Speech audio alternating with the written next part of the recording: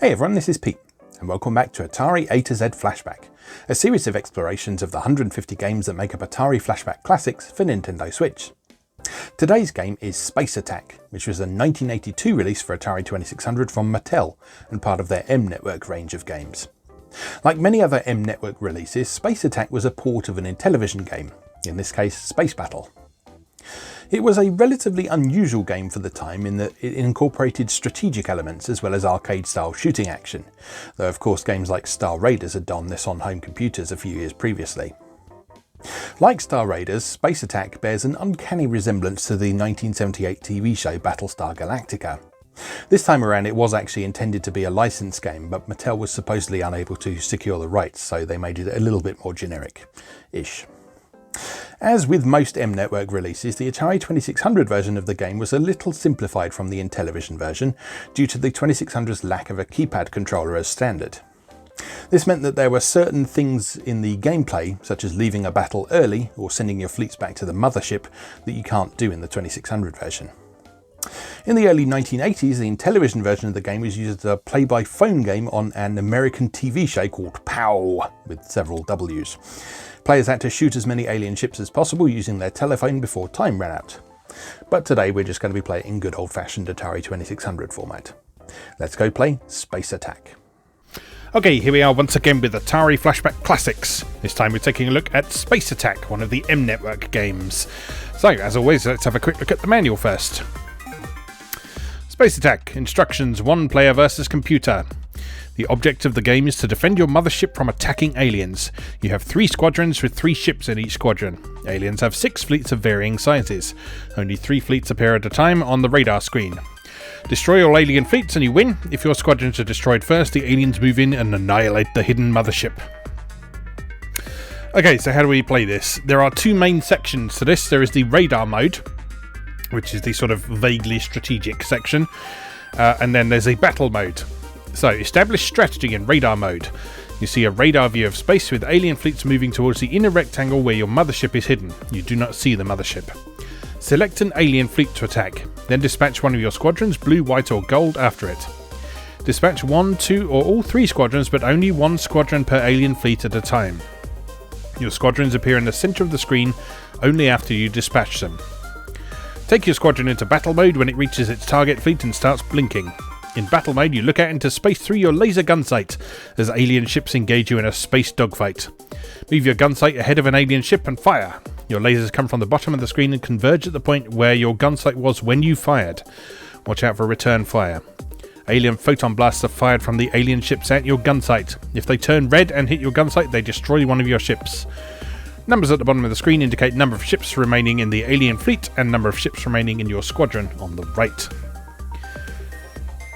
Okay, so to select an alien fleet, pull the joystick down repeatedly until the selected alien fleet turns a purplish colour. Then hold the button down and push left, up or right to dispatch a squadron. And to take a squadron into battle, when the squadron reaches the alien fleet and starts blinking, push that direction. Okay, left difficulty switch controls how well the aliens fight. Battle is much more fierce in hard position A than easy position B.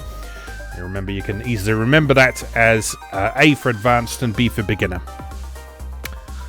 Right difficulty switch controls activity on the radar screen while you're in battle mode. In easy position, no activity on the radar screen while you're in battle mode. Computer does not fight battles for you. And in the hard position, all activity on the radar screen continues when you're in battle mode, but at the quarter of its normal rate. If any other dispatch squadron reaches its target fleet, battle begins and the computer fights for you, losing roughly 1 of your ships for every 4 alien ships destroyed. Both left and right switch should be set at the same difficulty level.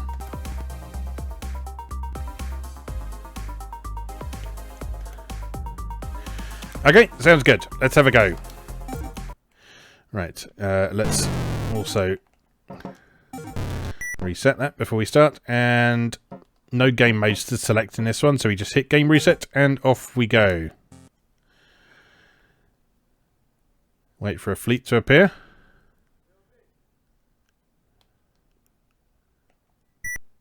There we go. So we pull back on the joystick and pick one which will turn purple. So let's go for this one and then hold down the button and push a direction and that will send them out. And you can send out the other ones while you're doing that as well. There we go. So we got one ready to go. So we now blast them. Wow, they're really hard to hit. Yeah, you have to fire ahead of them, so that explosion catches them.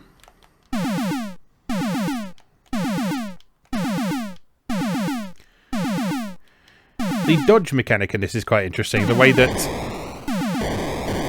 Ooh, nice chain reaction there. The way that you have to avoid the bullets with your gun sight. I mean, it doesn't make a ton of sense, but mechanically it works quite nicely. 11 alien ships in this particular squadron.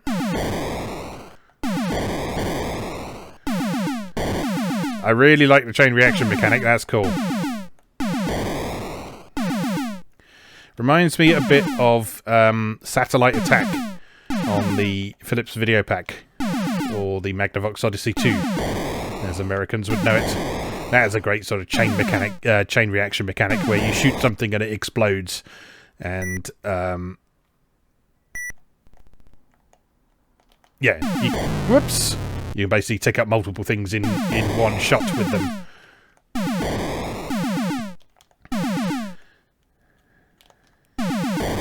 Yeah, once you get your head around the concept of firing ahead of the alien ships in this, which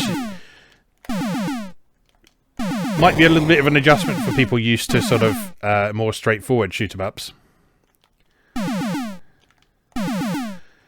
There's a touch of missile command about this, except the enemies are moving around the screen and occasionally randomly changing direction rather than always moving down the screen. And then you've got the dodge mechanic as well. Okay, so that one over there. Let's send the gold squadron off to go meet them.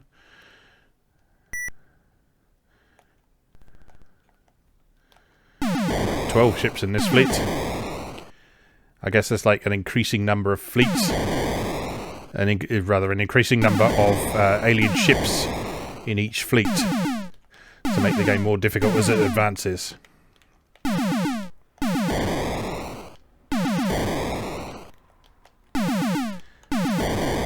Interesting that there doesn't seem to be a scoring mechanic. So I guess this is... Oh, no. Go on, go get him. Go get him. And then you go get them, please. Yeah, because this is just purely a game about progress and survival and trying to last as long as possible rather than actually getting high scores and things. Which I guess makes sense because there's no real sort of mechanics in here that really lend themselves to variance in score, because there aren't different types of enemies. I guess you could have like a time bonus based on how quickly you win one of these encounters, or a bonus based on how many ships you've got, or you could score points or based on how many ships you've got when you hit an alien craft. That could act like as a score multiplier or something like that. Or points for chain reaction. I guess there are ways that scoring systems could be implemented in this. They just chose not to. Which is fine.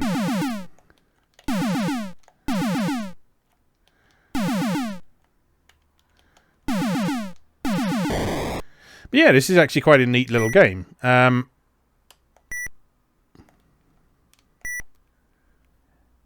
on. There you go. Let's take them on. Fire. Yes, it's a neat little game. The strategic aspect definitely adds something. There's a definite sense of tension there that you wouldn't have if this was just a straight shoot 'em up. If the target shooting bit was all it was. Whoops. And as I say, the dodge mechanic adds some interest and variance. Have I won?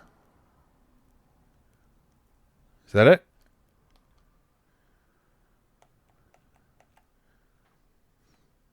Is that it? I can't really tell. And nothing is happening now, so... Alright, let me just check the manual. Aliens have 6 fleets. Yeah, so we won. That noise means you've won. Okay, that's a bit shorter than I thought it was going to be. With that in mind then, let's switch the 2 difficulty positions to A. So that will make things much more difficult and make the aliens more difficult to deal with in the combat sequences, and also mean that stuff goes on in the radar screen while we're fighting as well. So let's see how long we last in hard mode.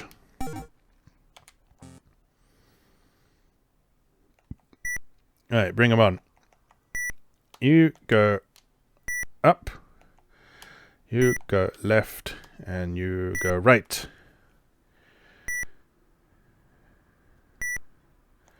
Up is there first. So the radar action, whoops, the radar action will be continuing in the background. Oh yes, that is much harder.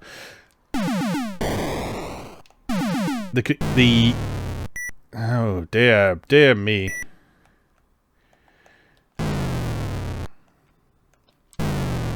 Jesus Christ.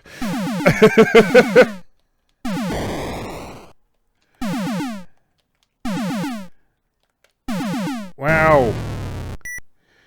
Wow.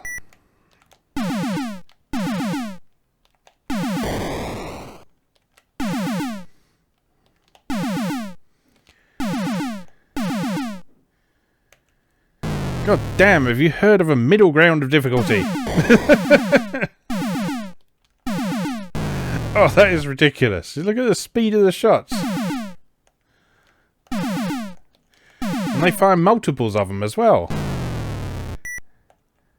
Wow, that is impossible. Well, let's see what happens when you lose. So presumably the mothership is in that inner segment there on the radar screen.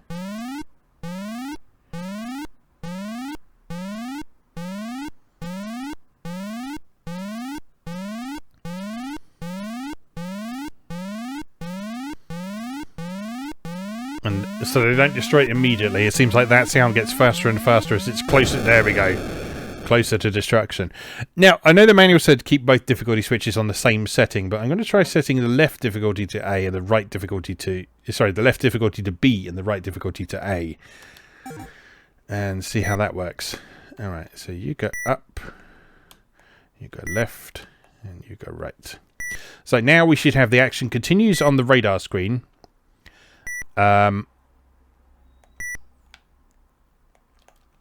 But the actual space combat bit shouldn't be so ridiculously difficult.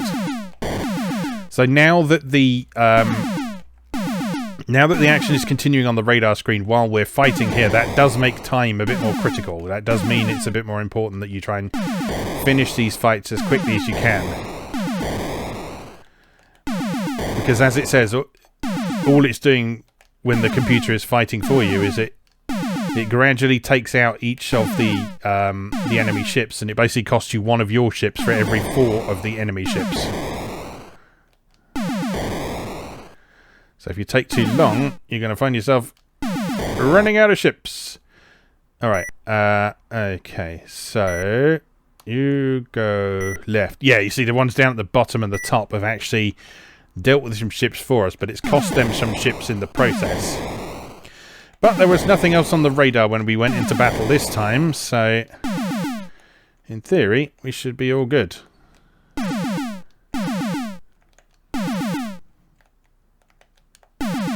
Oh dear. We're in trouble. There we go. That's more like it.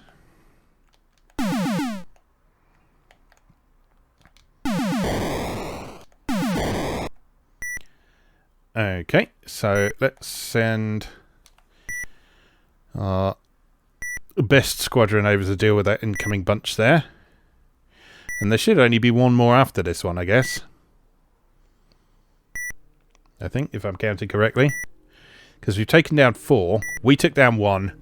The computer took down 2 more. Then we took down another one. So this is the 5th one out of 6.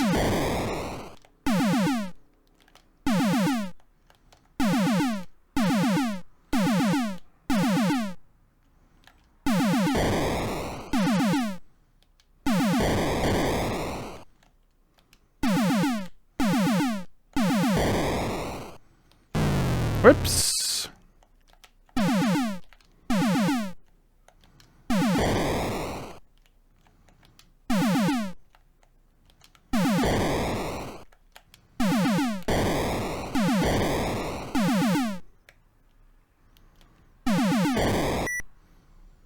Okay, and here comes the last one. So yeah, you can only send one squadron to intercept an alien fleet at once. So that means you can't send multiple at a time to intercept them, then just take control of whichever one gets there first. You have to just send one at a time. Which makes sense mechanically. Sort of logic and thematically it maybe doesn't make quite so much sense, but it... from a sort of game balance perspective, I guess that is sensible. And we've won! Alright, cool. Yeah, mechanically and in terms of concept, I like that. The trouble with it is, as with most of the M Network games I found over the course of this series, it lacks kind of long-term appeal, and it lacks customization options. And as I say, this is a bit of a recurring problem for the M Network games, because none of them take advantage of the game select switch on the 2600. Some of them make use of the difficulty switches, like we've seen on this one, but that doesn't allow for very much nuance, as we've seen. The difficulty of the battle sequences in this, you either have monstrously difficult and impossible to control, or a little bit too easy, and there's nothing in between. The timed aspect with the right difficulty switch on this, with the strategic stuff, that's an interesting twist. That is an interesting way to play the game, and it makes the game as a whole better, I think, for that, because it adds a time pressure to it that isn't present in the basic game. But it needs a bit more. It needs a bit more to feel fully fleshed out. It needs a scoring system. It needs different game modes. It needs modes where you have more fleets to deal with, or it needs modes where you have larger fleets to deal with, or where you only have one squadron or something like that, or something where you take direct control of a squadron or something like that. There's all sorts of things they could have done with this, and yet you've just got that one basic game mode. And as I say, that is pretty common for Mattel's M Network releases on the Atari 2600. I haven't played the Intellivision version of this, but it wasn't at all unusual for the Intellivision versions of games to have various different variations available, which you could select using the keypad on the Intellivision. They'd often have multiplayer modes as well, either turn-based or simultaneous. So, like I say, having not played the Intellivision version of this, I can't say for certain if that version has a bit more depth than this does. I know it has some more strategic options, so that you can withdraw from battle early in the Intellivision version. You can send your ships back to the mothership rather than leaving them just sitting around waiting for something to happen. But I don't know if that would add enough to sort of give this a lot of replay value, which is a shame, really, because, as I say, the concept and the execution of this is pretty good, considering the limited hardware that we're working with. It's just a shame that there isn't more to it, really. It feels kind of like a proof of concept, a prototype, that just needs a bit of fleshing out to be a truly great game. But as it stands, it's definitely worth the play.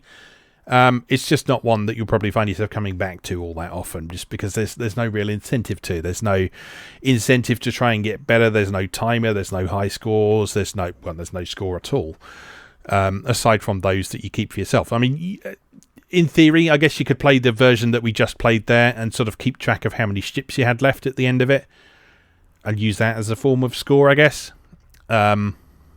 But yeah, it could just do with something else built into the game to make it a little bit more interesting. But certainly a decent game. Certainly a decent game and worth a play.